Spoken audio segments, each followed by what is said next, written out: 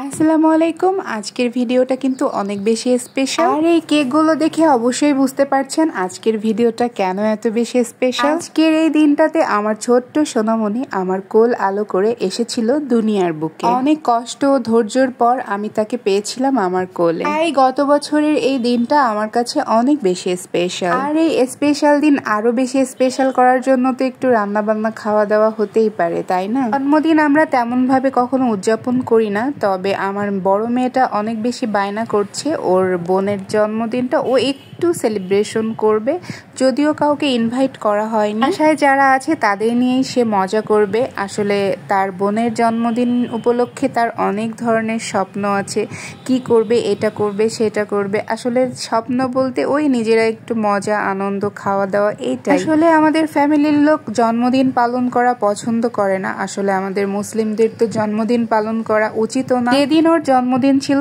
সেদিন আমি কিছুই করি নাই, জাস্ট তার পরের দিনই একটু রান্না বাড়া করেছি ভালো মন্দ, আর একটু কেক বানিয়েছিলাম। আর এই কেকগুলো বানাতে যেয়ে কিন্তু আমার নাজেহাল অবস্থা হয়ে গিয়েছিল। সংসারের সমস্ত কাজ করে একটা বাচ্চা সামলায় তারপর আবার কেক বানানো যে কতটা কষ্টের, তারপর আবার ডেকোরেশন আছে, তারপর আবার একটা না আমি 3-4টা কেক একসাথে বানিয়েছিলাম আমার ছোট বাবুর জন্মদিনে, কারণ অনেককেই দিতে হবে, তার জন্য অল্প কেকে আসলে হয় না। আর একটু টুকিটাকি রান্না বাড়া করেছিলাম। এখানে দেখতে পাচ্ছেন আমি মুরগির মাংস কষাচ্ছি। আসলে রোস্ট স্টাইলে রান্না করেছিলাম, কিন্তু আমি রোস্ট রান্না করলেও এর মধ্যে পা দিয়ে দিয়েছিলাম মুরগির, কারণ পা দুইটা খেতে আমার অনেক বেশি ভালো লাগে। পোলাও রান্না করেছিলাম সাথে, তারপর ছিল পটল ভাজা, ইলিশ মাছ ভাজা, দই, কোক। এই তো বাচ্চারা যেটা খেতে পছন্দ করে আমি সেটাই রান্না করার চেষ্টা করেছিলাম। এই যে সাথে কেকগুলো বানিয়েছিলাম আগের দিন রাতে। আর আমার ফ্রিজের ওই নোংরা অবস্থা দেখে যেন আপনারা আবার ভাইবেন না যে ওইভাবেই নোংরা থাকে। আসলে কেক বানাতে গেলে কেকের বিভিন্ন কালার, তারপর কেকের বোর্ডে যে ইয়াগুলো থাকে ওইগুলো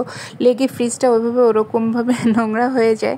যাই হোক, এখানে আমরা খাওয়া দাওয়া শেষ করলাম, সবাই মিলে খাওয়া দাওয়া করলাম। তারপর যেখানে কেক কাটা হবে সেখানে একটু ভালো করে সাজিয়ে গুছিয়ে রাখলো। আসলে এই কেকটা বানানোটা অনেক সোজা মনে হলেও বানাতে যে কতটা কঠিন, তো যারা বানাতে পারে কেক তারাই হয়তো বা জানে। আর এই দিন প্রচুর পরিমাণে গরম ছিল, তার জন্য আমার কেকের ক্রিমটাও কেমন গলা গলা ভাব হয়ে যাচ্ছিল। আসলে খুবই প্যারা ছিল ওটা। তারপর সব শেষে দেখুন আমরা কেক কেটে নিয়েছি। আসলে আমার বাবু কেক কেটে সবাইকে খাইয়ে দিচ্ছিল, ও নিজে তো একটুও খাচ্ছিল না, কিন্তু সবাইকে নিজে নিজে খাওয়াই দিচ্ছিল। আমার বাবুটা আসলে অনেক লক্ষ্মী, দেখুন কিভাবে দেখতেছে, সবাই ভিডিও করতেছে, মজা করতেছে। আর এখানে তার বোনরা এই যে ভিডিও বানাচ্ছিল, টিকটক ভিডিও, আসলে মজা করতেছিল ওরা নিজেরাই। আর এই বাচ্চা কাচ্চাগুলো কিন্তু সবই আমাদের বাসার বাচ্চা কাচ্চা, আমার ভাসুরের ছেলে মেয়েরা। কোনো অনুষ্ঠান আয়োজন না হলেও তারা কিন্তু অনেক বেশি মজা করেছে আর অনেক বেশি মজা পেয়েছেও। যাই হোক, এতেই আমার শান্তি। তো সবাই ভালো থাকবেন, সুস্থ থাকবেন। আজকের মতো এই পর্যন্ত। আল্লাহ হাফেজ।